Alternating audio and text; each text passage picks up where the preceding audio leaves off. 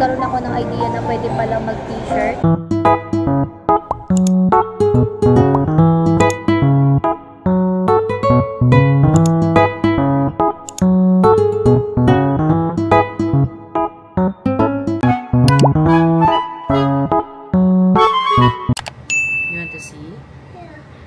Aga-aga mo nagising. Huh? It broke. Huh? It broke. It broke? Yeah. Tingin. Saan? Wala. Saan yung one? Mommy. Aga-aga. Buka na ikaw?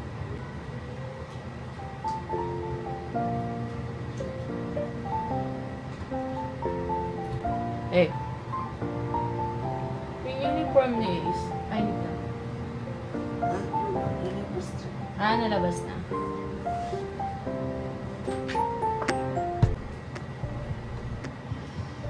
Pasok tayo ulit, guys. Gamitin natin yung foundation ng Maybelline. It's 6:29 na ng umaga. Gising kami mga 5:55, and then naligo na rin ako. So, ngayon magre-ready tayo.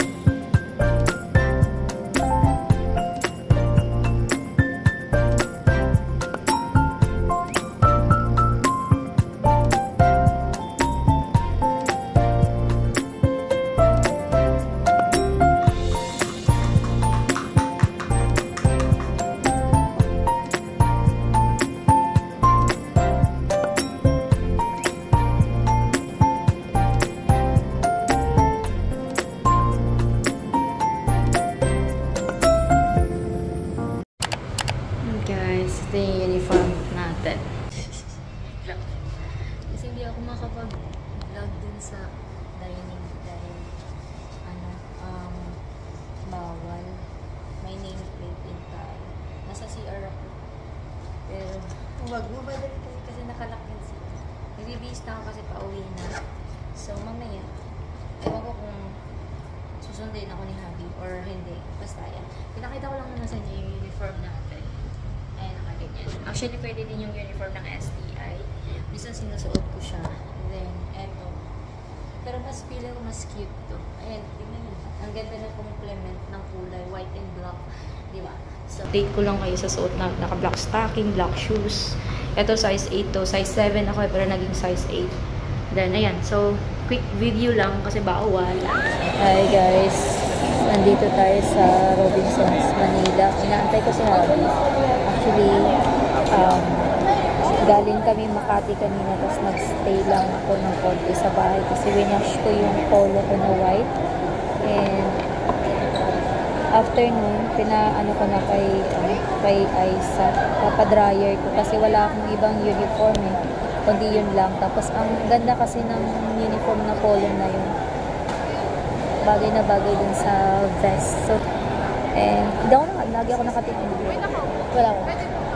Ayan. So, ayan, antay ko lang si Habi kasi bawi-bawi tayo. Total, sinusundo, hatid naman niya ako. So, antay natin siya dito matapos siya mag-gym. Nag-gym kasi siya. I-continue ko lang yung kanina. Kanina nasita ako. Kasi dapat daw, kapag naka-uniform ka na, kailangan, dating mo doon sa pinag-OJT-han mo, ang kailangan gawin is dapat naka-uniform na daw. Eh, ang problema kasi, kung naka-uniform na ako noon, kadudumihan kasi noon naglilinis pa kami. Kailangan namin punasan lahat doon, linisan. Tapos mag-aano ka, magpapawis ka pa. So pag pawis ka na, nagsiserve ka pa naman dun sa mga sa mga guests. Ang nangyayari kung siya didikit dun sa damit. So no choice naman ako, kailangan kung sundin yung kung ano sinabi ng HR. So okay lang, mag-uniform tayo. Kasi yung first day ko naman doon, nag-uniform kami. Hindi na ako umaakyat. Ngayon, nagkaroon ako ng idea na pwede palang mag-t-shirt, which is dun sa mga regular. Sinabi sa akin, pwede naman daw kami mag-t-shirt. Kasi dalawa kami doon, isang UE at saka isang STI siya. So sinabi sa akin na pwede naman daw mag-t-shirts. So kung nag-t-shirt ako, hindi ko naman akalain na bawal pala yun. Dapat talaga daw naka-uniform na kami. Dati kasi yung bagong pasok pa ako doon, naka-uniform kami kung bumababa kami. Kaso nakikita ko kasi yung mga dito, yung ng polo dito banda, na madumi, kakapunas. So naisip ko na nag-t-shirt ako. Hindi ko naman nakalain na bawal pala yun. So kailangan mag-uniform. Ngayon, sinabi sa akin ng HR na gano'n na daw gagawin ko, na bababa na. Siguro iniisip nila yung oras namin, kasi nga OJT lang kami, nagbibilang din ng oras. Ang break time namin, minsan 30 minutes, minsan 1 hour. Ngayon, binagbigyan kami ng 1 hour, kaso ito kasama ko, bumabalik agad. So, wala naman ako, no choice naman ako, kailangan ko rin bumalik. Ayun, so yun lang yung update ko kanina. Hindi na talaga kami pwedeng mag-pictures or magdala ng cellphone kasi nung pag-uwi rin namin, sinabi din sa amin na iiwan yung cellphone doon sa guard. Nagtataka ako, bakit naman gano'n? So nagtanong ako kasi sa mga naka-OJT, which is yung klase ko dati, naka-OJT na siya doon. So, then sabi niya, nagpapaiwan daw talaga. Kailangan iwanan yung cellphone sa guard. Sabi ko, paano kung mawala yung cellphone, diba? Tapos, mamahalin pa yung cellphone, tapos may lang mawala. So, parang So, sila yung mananagot pag nawala. So, ang kailangan lang daw gawin, sa 1 hour namin, ang kailangan gawin, pag break time namin, kasi break time namin, simula kami ng 8 hanggang 2 p.m. Yun yung break time namin. Balik namin 3 p.m. So, after nun, kailangan namin iiwan siya. So, kaya, ang iniisip ko kanina, kung iiwan namin cellphone na to dun sa guard, ang mangyayari is, yung oras namin tumatakbo na, diba? So, nag-iisip ako kung sa kantin, kung kukunin ko pa siya dun, kasi ang layo, ang kantin nandito, tapos yung exit nandun sa kabila. So, nagtataka ako, paano na lang kaya yung oras, no? Ubos yung oras namin, kukunin Pero yun yung sinabi Pero ewan ko, titignan ko na lang bukas kung maiiwan natin yung cellphone natin. So yun lang naman yung update ko dito sa vlog na to dahil kailangan ko na mag-upload. Wala na akong vlog masyado. Sobrang busy na rin. So yun lang naman yung update. Thank you so much.